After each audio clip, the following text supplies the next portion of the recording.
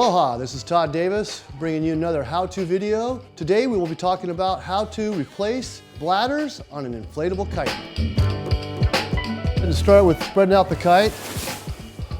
I like to use a double table like this because it gives enough room for the kite to be on. Lay out the leading edge on the table, and now we're ready for disassembly. First thing in disassembly is to actually remove the components of the valve system of the kite. We're simply going to unzip it, reach underneath it to remove the red ring. Red ring, you just give it a good twist and it usually pops right off. One of the easiest parts of doing this. The next thing to come off is the black outer ring that holds the safety valve closed. This can be a little difficult, but with a little manipulation, it will come off. There it goes, it's starting to pop out. Once you get it started, just be persistent, it'll come off. Now that the black outer ring is removed, we're going to go ahead and take the valve out. The easiest way is to look inside and find the velcro where it connects the kite bladder to the valve itself. Simply undo the velcro, reaching in with your finger and undoing it all the way. You'll feel it all off. Once all the velcro comes off, the valve itself comes out fairly easily. There, now it's out, ready to be removed. Here we've actually removed the strut tube that connects the strut tube to the bladder. This is fairly simple. You just push the valve back inside the cavity, making sure to grab just the material and not the valve itself. And there you go, it's finally started. The rest of it will come out fairly easily. The next step is to actually attach the steering line pigtail to a static line that's connected somewhere. This is basically just connected to my curtain to give it some tension. Now that the pigtail's hooked up, we can start to remove the bladder itself, the bladder end. Reaching inside, you'll feel the velcro. Once you get the velcro loose, just peel the wingtip out. At the end of that, you'll find the end of the bladder. At this point, we're going to take another line that's hooked up to our pigtail line, which is basically just an old line from a kite, or you can use your bar that you have currently. It works just fine. All you need is two lines, two of these, and you're ready to go. Slip this over the end of the bladder, cinch it tight, and that's it. It's ready to go. I do like to stick it back inside just to make it easy. And having this line hooked up here will make removal, if you're doing it by yourself, very simple. Now we're ready to actually remove half of the bladder. We have this half already set up. I'm going to come back to where I pulled the valve out of the center of the kite and simply just pull the bladder towards you. It's hooked up over there on a stationary point, so the bladder will just come out nice and easy. Remove the line, and I like to hook it up to something stationary. That's why I typically leave this valve still hooked up to the tube. Now that we're ready to do the other side, I'm just going to drag the kite to the other end of the table to give us a little more room. Hook this end up in the same manner as we did the other end. Wingtip first. Reach inside, undo the velcro. Pull the tip out. Grab the bladder. Hook up our extra line. Simply pull on it just like we did the other side. Pull it out far enough where we have the wingtip. We can grab the line. Now we have it all unhooked and we're ready to put the new bladder back in. Okay, now we're basically ready to install the new bladder. It doesn't take much to get it out and back in as long as you take your time and follow the procedure that we're going to show you. I've actually pulled the center of the bladder more so on this side than that side because I want this strut to be facing up where the valve is actually going to come out. So at this point, we're going to take this area where the strut is. You're probably going to have a few more. I like the Cabo because there's only one strut out in the middle of the kite. But you want the bladder to be nice and flat with the hole facing up. Clamp it down right here on the table so it doesn't move.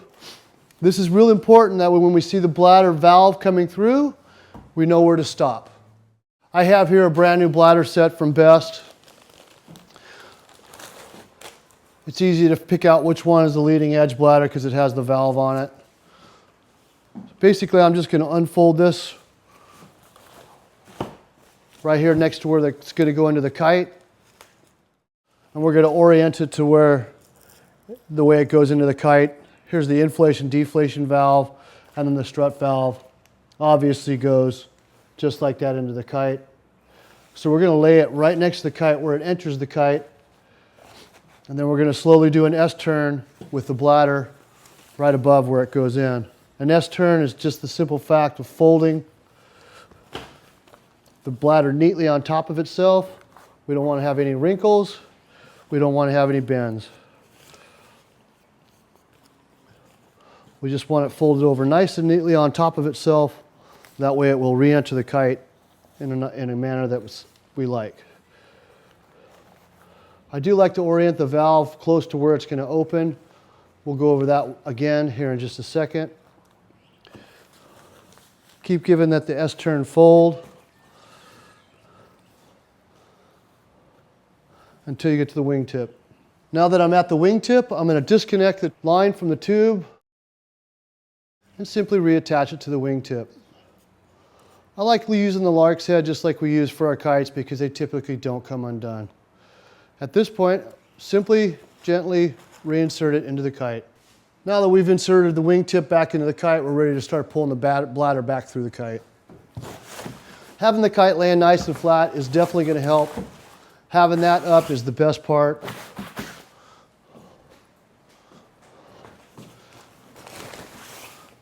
Gently and easily start pulling the line up and out of the kite. Right here I can see that the valve is about to enter the kite, so I'm going to stop. So now we're at the point where we're going to actually have the first valve enter the kite. At this point, you can just keep pulling it through. It might work, but what I've found to be real helpful is to actually fold the bladder material itself underneath the valve and insert that into the kite with the valve facing up. It should maintain that position as the bladder goes through the valve. Holding the wingtip up, pull the line up and through the kite. There we just saw the valve enter the kite. There it goes, it's starting to move now. And if you watch carefully, you can actually see the valve moving through the kite. Gently and easily until you see the valve actually get close to the cavity. At this point, I can see the valve through the material where it's coming out. I gently try to get the bladder material away from the valve so I can pull it through. Now it's free. I can see that there's no bladder material around the valve. I gently pull it up to make sure that there's nothing around it still. And now I'm going to coax the collar over the valve itself to where it'll lock in. Nice and gentle. There, it's locked in, ready to go. At this point, we can go ahead, disconnect the leader line. It's holding on to the bladder material.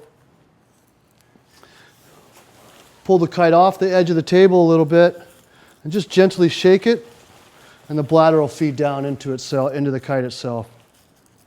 When it's even with the edge, we're just about done and we're ready to close this kite back up. Fold the tips over each other, reach down. This is almost a feel job where you have to feel for the velcro on the other side. Very difficult to see, but it's there. Seat the velcro back together. Now the wingtip is set and closed. All right, now that we have this half done, we're going to go ahead and pull the kite to where the majority of it is over here. The reason why I use two tables is so I have a nice flat spot to put the bladder on. The important thing here is to have the kite flat on the table all the way through to where your strut's going to hook up to the bladder valve itself. So now we've pulled half of the bladder into this side. I usually like to start with this side of the bladder to go into the kite because it does contain the strut valve and the inflation-deflation valve.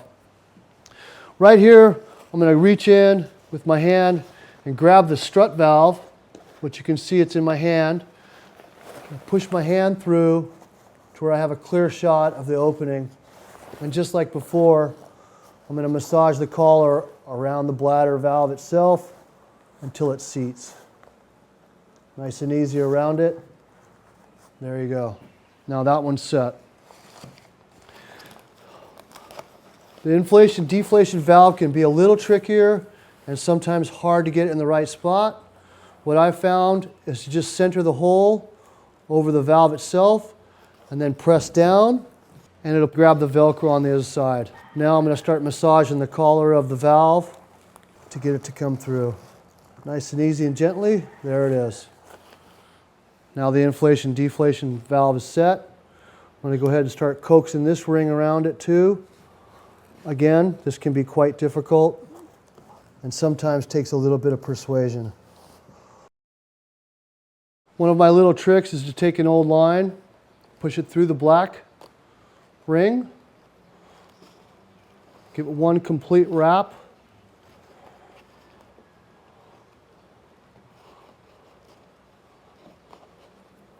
to where you have the line all the way around the ring. We're going to get it started here, and then we're going to pull the line as we push down on the collar.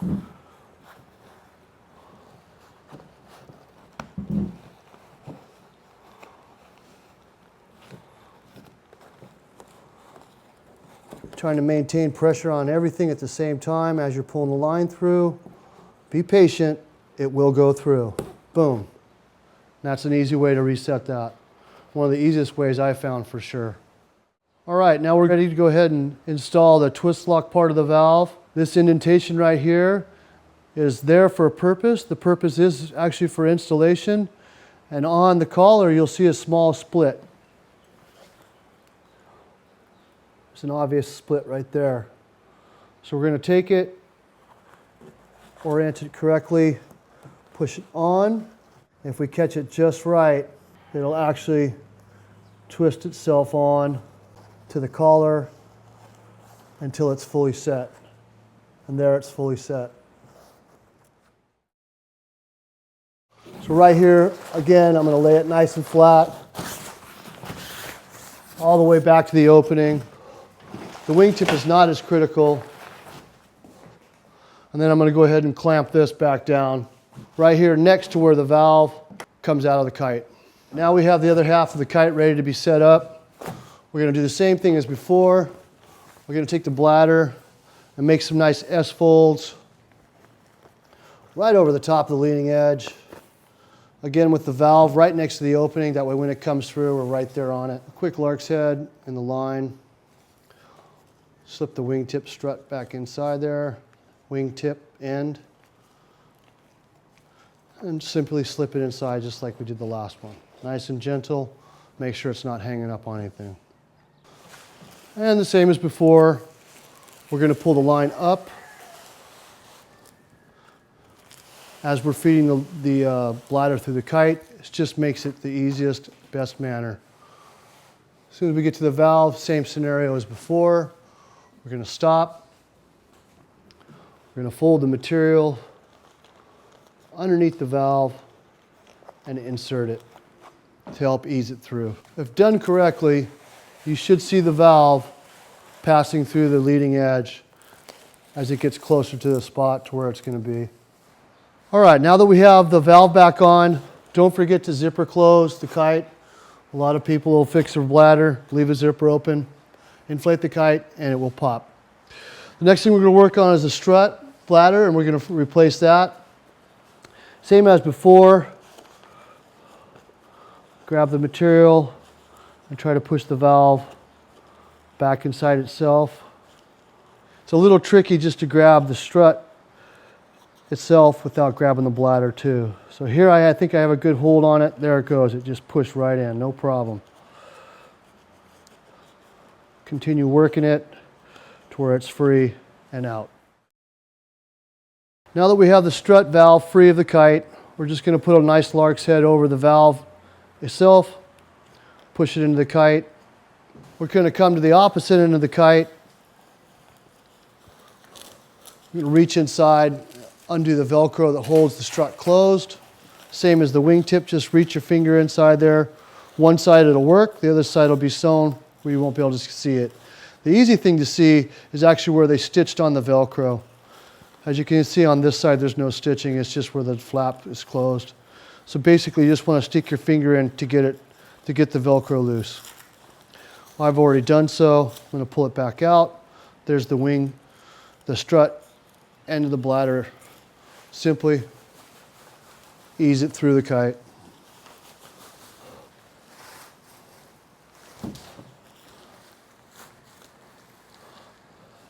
And there, now we have the strut bladder out.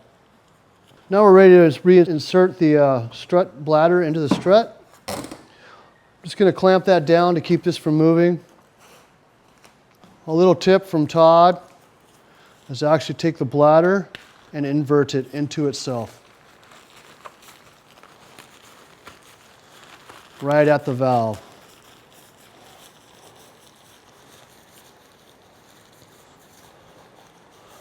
So now we have the end of the bladder actually stuck back into itself. This will make it easier to inflate the bladder without having it pop. At this point, when you do inflate it, it'll just push out and then fill up the cavity of the strut. Without this, it could get a twist in it and typically will pop. This can be very, very difficult at best to insert the valve back inside of the cavity. Here we have the valve ready to go back inside, but as you can see, it's a very small hole. So I'm going to go ahead and take the clamp back off. That way I can have the whole kite in my hands. I'm going to start with just the valve itself and start pushing it through. And you don't want to really pull on the line until you're for sure that it's through, otherwise you could damage the bladder itself. So here I am still working on it as we had it almost set, but it wasn't quite there. I've used my thumb to push to where I can actually feel the nipple of the bladder here. And once I have that, I'm going to try to peel back this material while maintaining the bladder inside the cavity.